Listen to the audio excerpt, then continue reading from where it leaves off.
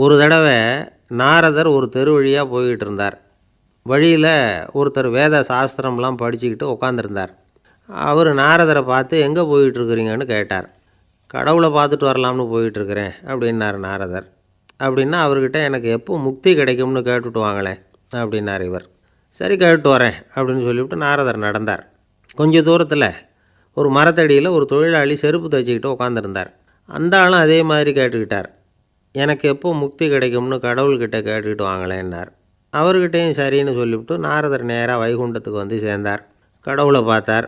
இவங்க 2 பேரும் சொல்லி அனுப்பின விஷயத்தை பற்றி கேட்டார். அதுக்கு கடவுள் சொன்னார், அந்த செருப்பு தைக்கிற தொழிலாளி உடல் நீத்ததும் உடனே என்னை வந்து அடைவான். ஆனால் அந்த சாஸ்திரம் படித்த ஆள் இப்போதைக்கு என்கிட்ட வந்து சேர மாட்டான். அவன் இன்னமும் பல பிறவிகள் எடுத்து அங்கேயே இருக்க வேண்டியிருக்குது. எப்போ இங்கே வந்து சேருவான்னு எனக்கே தெரியாது அப்படின்னார்.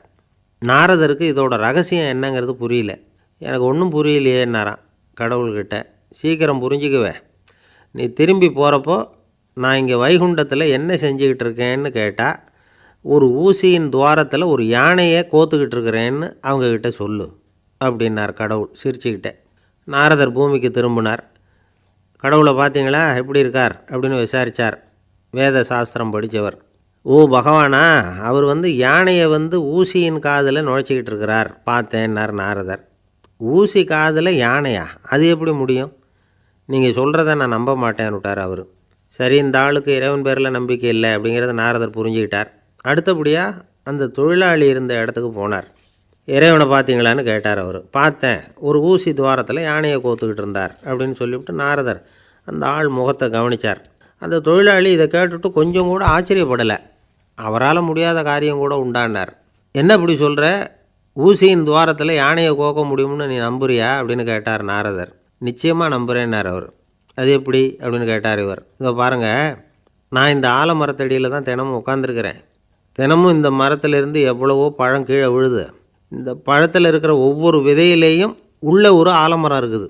ஒரு சின்ன விதைக்குள்ளே ஒரு பெரிய ஆலமரம் இருக்க முடியுங்கிறப்போ ஊசி துவாரத்தில் கடவுள் யானையை நுழைய வச்சாருங்கிறத ஒத்துக்கிறதுல என்ன கஷ்டம் இருக்குது அப்படின்னு ரொம்ப சர்வசாதாரணமாக பதில் சொன்னாராம் அந்த தொழிலாளி.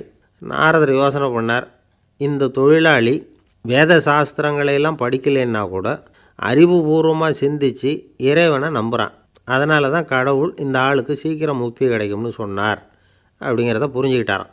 இந்த கதையில் வர்ற கடவுள், நாரதர், வைகுண்டம் இதெல்லாம் ஒரு பக்கம் இருக்கட்டும், ஒரு சின்ன விதைக்குள்ளே ஒரு பெரிய ஆலமரம் தூங்கிக்கிட்டு இருக்குது அப்படிங்கிற உண்மை, அந்தரத்தில் 1000 கிரகங்கள் சுற்றிக்கிட்டு இருக்குங்கிற உண்மை, இதெல்லாம் நாம் பார்த்துக்கிட்டு தானே இருக்கிறோம். இந்த உண்மைகள் அதிசயமாக நமக்கு தெரியறதுனால அதை நம்பாமல் இருந்துட முடியாது. இயற்கையை பரிபூர்ணமாக நம்புங்கள், அந்த நம்பிக்கையே நம்ம வாழ்க்கைக்கு ஆதாரம் அப்படிங்கிறத விளக்கிறதுக்காக தான் இந்த கதை. இந்த காலத்தில் நம்ம பிள்ளைங்களுக்கெல்லாம் இது மாதிரி நம்பிக்கை அதிகமாகவே இருக்குது. ஒரு நாள் ஒரு சின்ன பையன்கிட்ட கேட்டேன், ஏன்பா கடவுள் ஒரு பானைக்குள்ளே ஒரு யானையை நுழைய வச்சுட்டாருன்னு சொன்னால் அதை நீ நம்புவியா அப்படின்னு கேட்டோம். நம்புவேன் சார், அது ஒன்றும் பெரிய அதிசயம் இல்லைன்னா. எப்படிறான்னு கேட்டோம். எப்படின்னா அந்த பானை அந்த யானையை விட பெருசாக இருந்திருக்கும், அவ்வளவுதான் அப்படின்னு சொல்கிறான்.